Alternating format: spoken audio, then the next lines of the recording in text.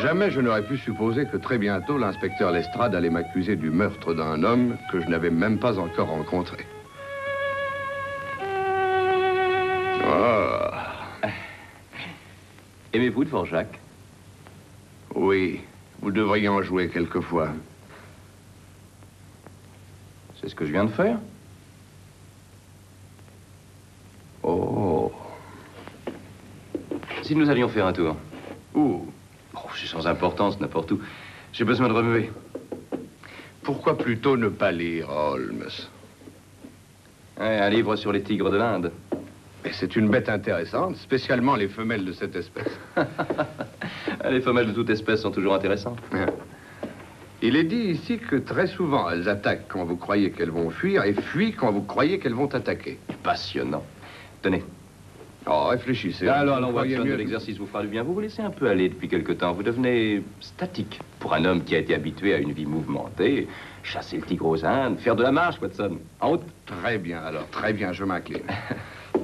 Mais rien qu'une courte promenade. Car ce n'est pas un temps à sortir. Oh là là, ce chapeau! Ah, cessez de pleurer. Venez, Watson. Qu'est-ce qui ne va pas? Mais regardez, ce n'est pas mon manteau. Ah. Il lui ressemble, mais ce n'est pas lui. Trop petit? Mais oui, oui. Vous avez dû prendre celui-là en sortant de votre club par erreur, et comme la soirée était chaude, vous l'avez gardé sur votre bras. Mais... non, je n'y comprends rien du tout. Faites voir. 12 héros aux pieds brisés, sans signature. Mais ça ne veut rien dire. Écrit par une main de femme, et écrit à toute vitesse aussi. Pourtant, la main est ferme, Watson. Une femme forte, ayant du caractère. Capable de violence, j'en suis sûr. Comme votre tigresse des Indes.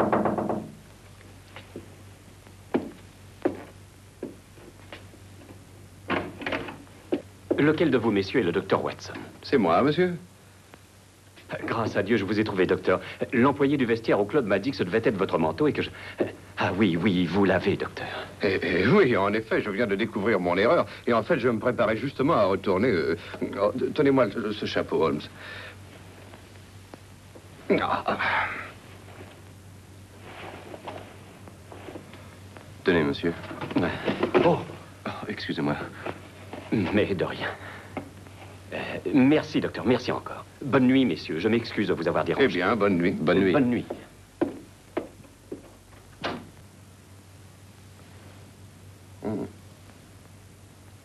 Je crois, Holmes. Oui, je vois. Il a pris votre chapeau. Oh non, non, il est allé un peu trop loin cette fois. Écoutez, il y a des limites qu'il ne faut pas dépasser. Mais pourquoi vous tourmentez au club? On vous donnera son adresse et son nom. Oui, c'est évident, mais enfin, je n'aime guère porter le chapeau d'un autre. C'est une chose personnelle, comme l'est une brosse à dents.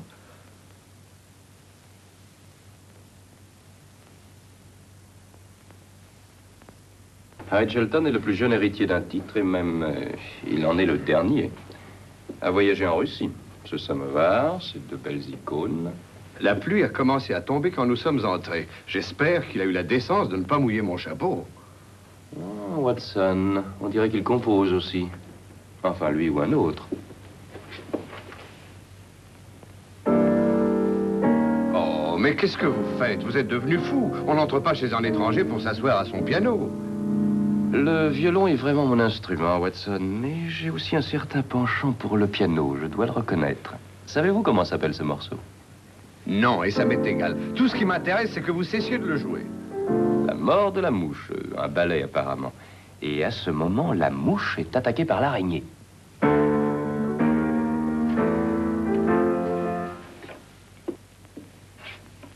Je suppose que vous désirez voir mon mari. Je suis Madame Shelton.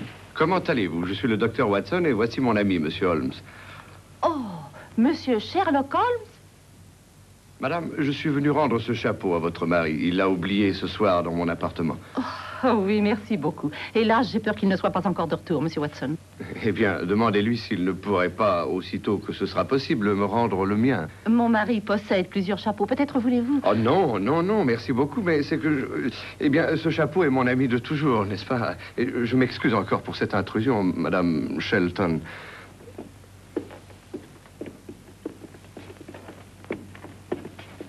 Monsieur Holmes. Oui, madame. Une question. Mon mari est-il allé chez vous pour vous consulter professionnellement? Non, non, il n'est venu que pour rendre au docteur Watson son manteau qu'il avait aussi pris par erreur.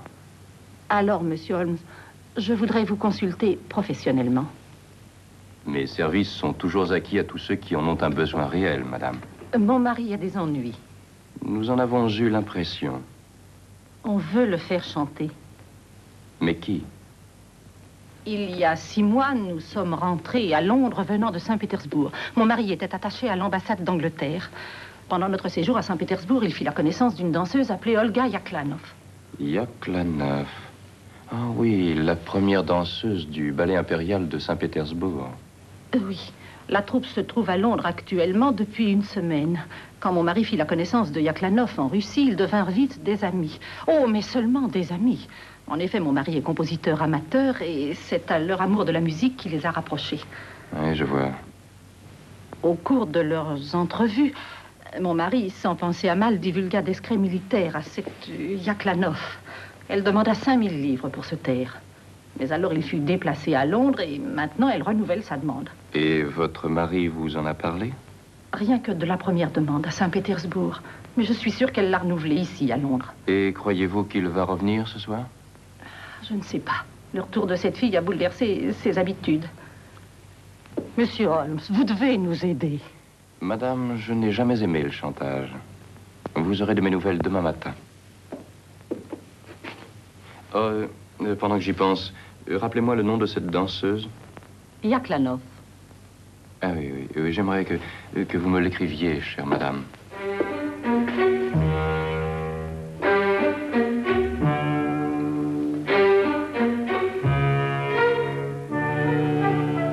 Merci, madame.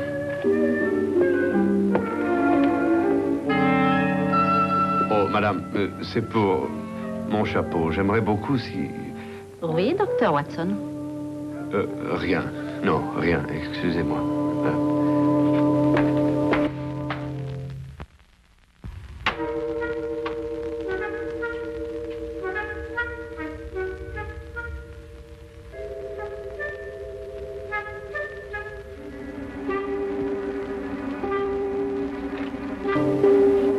C'est vous qui avez sonné, Holmes?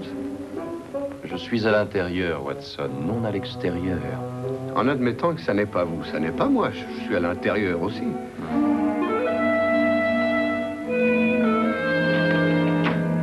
Oh, Lestrade. À cette heure du Scotland Yard a généralement l'habitude de dormir. Je m'excuse de venir vous réveiller ainsi en pleine nuit, monsieur Holmes. Mais l'affaire qui m'amène chez vous n'a rien de plaisant pour moi non plus. Ça alors, c'est mon chapeau. Docteur Watson. Holmes, regardez mon chapeau. Il est absolument trempé. Docteur Watson, désirez-vous faire votre déposition? Vous n'êtes pas obligé. Mais je dois vous prévenir que tout ce que vous direz sera consigné par écrit et pourra être utilisé contre vous. Oui, bien sûr. Si jamais je retrouve ce type, il verra bien de quel bois je me chauffe. Ah oui, il le verra. Quoi? Vous disiez? Que dois-je comprendre? Holmes, est-ce qu'il est devenu fou? Docteur Watson, j'ai à vous interroger au sujet du meurtre de l'honorable Harry Shelton. Meurtre? Ça oui, je le tuerai quand je mettrai la main sur lui. Hein? Quoi?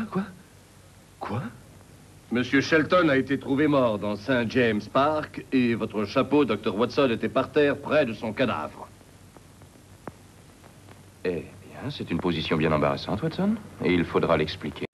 Eh bien, mais comment ça, il faudra l'expliquer? Vous savez parfaitement comment Shelton a eu mon chapeau, dites-le lui, dites-le lui. Lestrade, comment l'a-t-on tué? Il a été frappé dans le dos d'un coup de poignard. Nous n'avons pas retrouvé l'arme du crime encore. Aucun autre suspect? Enfin, je veux dire, à part ce malheureux docteur Watson. Ma foi, non. À moins qu'un fantôme ne l'ait fait. Je suis désolé, Dr. Watson, ce chapeau est une preuve.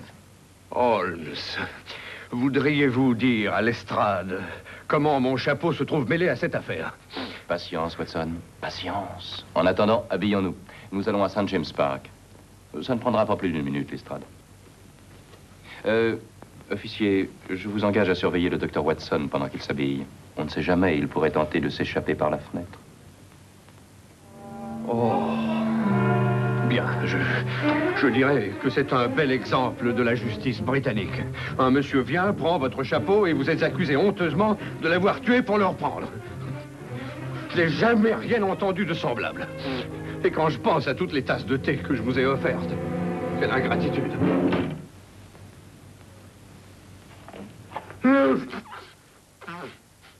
Voilà, on a trouvé le corps à peu près ici, monsieur Holmes. Oui, et vous l'avez enlevé immédiatement. Ben oui, presque immédiatement. On ne peut pas laisser des cadavres dans Saint James Park, voyons. Et de plus, il pleuvait. Oui, évidemment, le pauvre diable aurait pu s'enrhumer. Vraiment très délicat de votre part, Lestrade.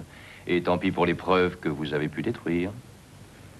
Eh bien, d'après ce que vous m'avez dit en venant, les choses commencent à prendre tournure. Y avait-il quelque chose dans son par-dessus?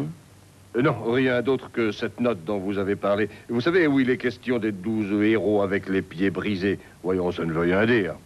Non, je suppose que non, Lestrade. Et vous venez de dire que les choses commençaient à prendre tournure. Bah oui, voyons, c'est clair. Shelton a connu cette femme à Saint-Pétersbourg. Elle vient à Londres avec le ballet et elle désire renouer leur relation. Et lui pas.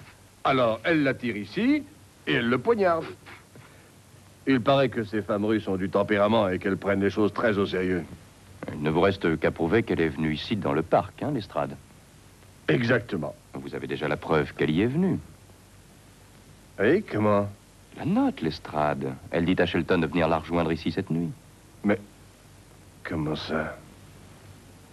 12 héros aux pieds brisés. Voyons, qu'est-ce que ces 12 héros qui se sont cassés le pied ont à voir avec un rendez-vous entre une Russe et un Anglais dans ce parc? Le nombre 12, mon cher Lestrade, n'est qu'une abréviation pour 12 heures, minuit.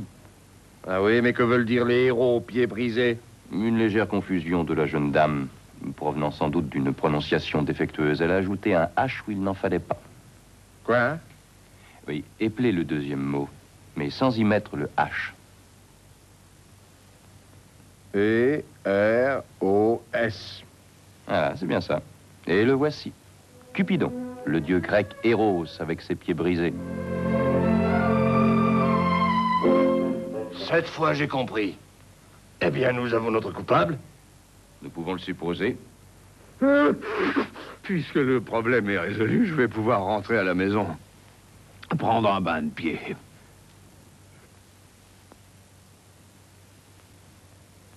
Non, non, non. Je dis, je répète rien, je sais rien. Je vous prie, partez. Laissez-moi seule avec douleur. Mais madame, il faut... Je veux Sergei.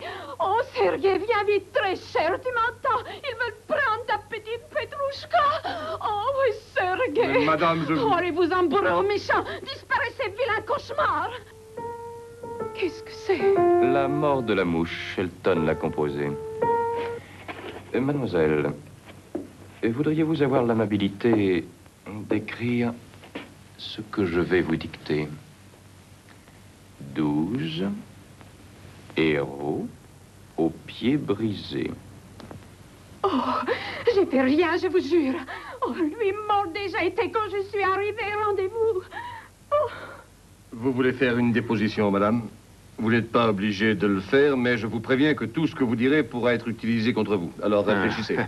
Il n'a que cette expression dans la bouche ce soir. Je fais rien excepté danse. Je suis pas assassine, je suis danseuse. Vous ne pas croire, moi? Regardez, je vous montre. Madame, de grâce. Madame, je vous en prie. Sergei! Dans les il draps, serait tué Harry Petrouchka. Shelton, moi, Yaklanov. Dis-leur, je suis impossible, même tuer une mouche. Ah.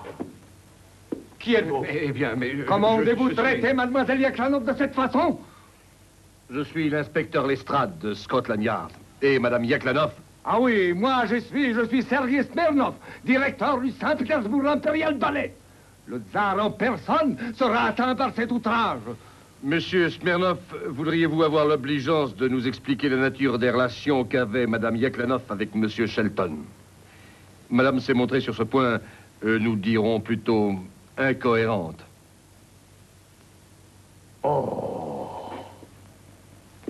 Ainsi tu es allé revoir Shelton à Londres? Oui, Sergei, j'ai eu faiblesse encore. J'ai vu Harry à Saint-Pétersbourg.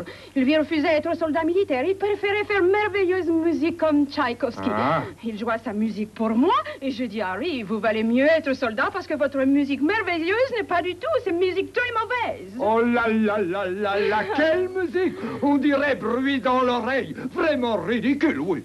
Mais pourquoi voulait-il vous revoir, madame? Il avait écrit ballet depuis des pas à Saint-Pétersbourg. La mort de la mouche, il appelait. Il voulait moi danser la mouche. Non. Moi, Yaklanov, une mouche. Quel déshonneur. Et cette nuit, vous deviez le retrouver à St. James Park, après la représentation de ce soir. Oui, pour dire que c'était fini tout, que plus jamais j'écouterais sa musique. Et l'avez-vous vu dans le parc? Oui, mais j'avais petit retard. Et puis, le parc tout noir. Je vois Harry sur le parterre. Mort. Ah, et vous n'avez pas vu d'armes? Non. J'avais peur très et j'ai enfui.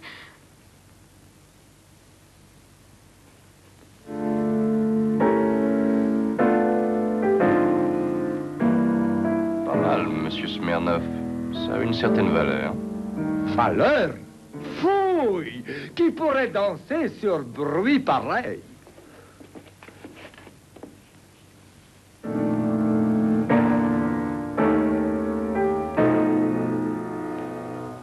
À début déjà, ça commence tout mal.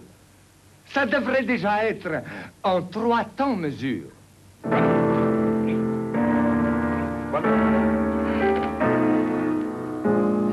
C'est ravissant, monsieur Smirnov.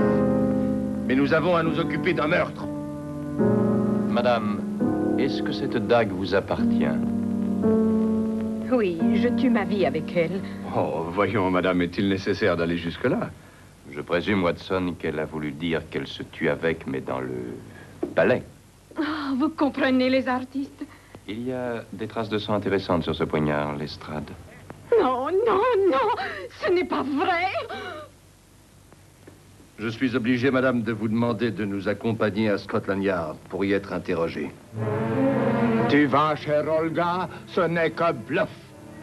Oui, Sergei, je change robe. Je vais télégraphier Tsar, lui-même, personnellement. Beauverlet, ça peut provoquer guerre. Guerre! Guerre! Guerre! Qui?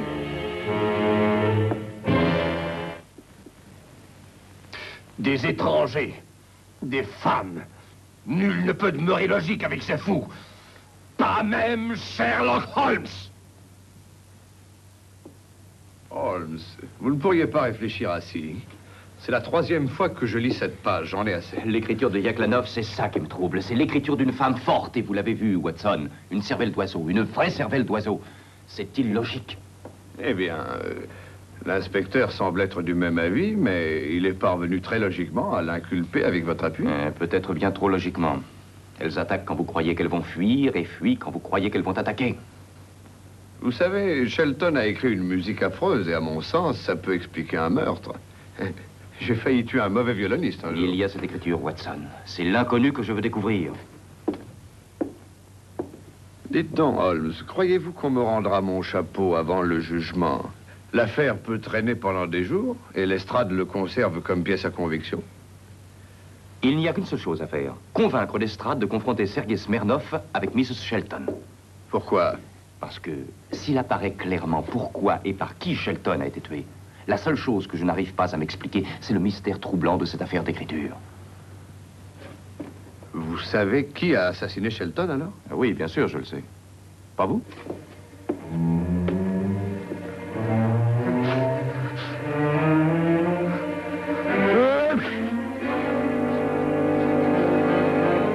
Vous n'avez jamais vu Sergei Smirnov, Madame Shelton, que ce soit à Saint-Pétersbourg ou à Londres?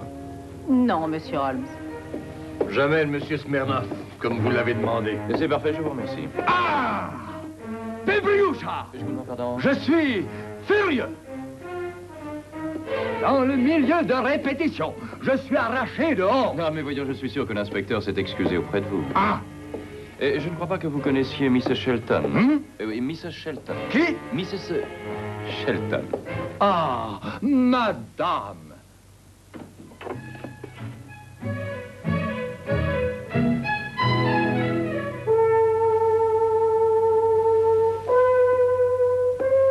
J'espère que M. Smirnov acceptera de jouer au piano l'introduction musicale du ballet de la mort de la mouche pour Mrs. Shelton, comme il l'a fait pour nous hier soir. Hein? N'avez-vous pas trouvé curieux, Lestrade, que M. Smirnov ait pu connaître la musique d'un ballet qui ne fut composé qu'après le départ de Shelton de Saint-Pétersbourg? Eh bien, mais... Yaklanov ne le lui a pas montré. Elle s'efforçait de cacher le lieu de leur rencontre. Ce qui nous laisse un seul endroit où il a pu apprendre cette musique. Ici, dans cette maison, à ce piano, en l'absence de Shelton, naturellement. Je ne vous suis pas, Holmes. Et la soi-disant affaire de cœur, Lestrade n'était pas née, comme Mrs. Shelton voulait nous le faire croire, entre son mari et mademoiselle Yaklanov, mais bien entre elle-même et monsieur Smirnov. Vous dites entre Smirnov et Mrs. Shelton? Ridicule. Alors, comment connaissez-vous ce ballet? Désirez-vous faire une déposition, monsieur? Rien ne vous y oblige, mais je dois vous prévenir que tout ce que vous direz sera consigné et pourra être... Ce sont les chaussures que vous vouliez, Holmes? Et je pense que oui, Watson. Mrs. Shelton, est-ce que par hasard vous êtes sortie la nuit dernière, après notre départ? Non, je crois que non. Je veux dire, je suis sûre que non. Pourtant, ce sont les chaussures que vous portiez. Si vous n'êtes pas sortie, comment expliquez-vous la boue sur les semelles, mais aussi les brins d'herbe? Il n'a commencé à pleuvoir qu'après notre départ. Monsieur Holmes, je ne crois pas nécessaire d'avoir à expliquer quoi que ce soit. Voyons... vous pensez qu'elle l'a fait, ou lui, ou alors tous les deux? Qui accusez-vous du meurtre, Holmes? Mrs. Shelton est seule. Vous avez tué par amour pour moi? En essayant de faire tomber tous les soupçons sur le dos de mademoiselle Yaklanov. Vous aviez sans aucun doute trouvé sa note dans la poche de votre mari. Ah! Oui, tué pour amour. Ça, je peux excuser. Même je peux approuver. Mais vouloir perdre, chère petite Olga, ça, jamais je peux pardonner. Qui pourrait remplacer elle dans le ballet? Vous semblez oublier, monsieur Holmes, que la dague fut trouvée chez mademoiselle Yaklanov dans sa chambre. Ah oui, la dague, oui. Voyons, quand Mrs. Shelton a-t-elle eu la dague, monsieur Smirnov? 3 jours déjà. J'oubliais, et j'avais laissé ici après ballet. Lendemain, Hélène l'a rendue à moi. Avec quelques gouttes de son propre sang dessus. Holmes, en êtes-vous sûr, cette fois-ci? J'en étais sûr presque depuis le début, Lestrade. Ce que je ne pouvais expliquer, c'était l'écriture et le tempérament. Et en réalité, il n'y avait aucune explication logique. Forte personnalité d'une femme à l'écriture sans personnalité, faible personnalité d'une femme à l'écriture pleine de personnalité. L'inconsistance de la femelle, Watson. Et cependant habile. Allant jusqu'à m'engager pour être sûr que mademoiselle Yaklanov serait soupçonnée. Mrs. Shelton, je vous demande de bien vouloir me suivre à Scotland Yard. Désirez-vous faire une déposition? Rien ne vous oblige à la faire, mais je vous avertis que tout ce que vous direz sera consigné et pourra être utilisé contre vous.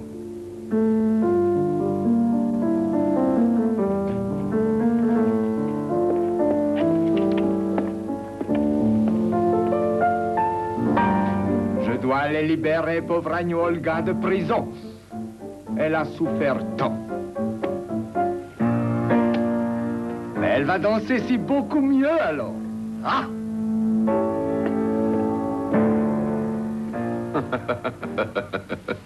Vous prétendez, Holmes, que vous saviez que Mrs. Shelton avait tué son mari et que la seule chose qui restait un mystère... Était son écriture et son caractère, Watson. Les preuves que j'avais étaient logiques, mais les personnalités ne l'étaient pas. Eh bien, elles étaient logiques à leur façon, Holmes, mais elles étaient féminines. Oui, c'est ça, Watson. C'est juste, elles étaient féminines. À l'avenir, il faudra que je pense à ça davantage, Watson. Il faudra que j'y pense davantage.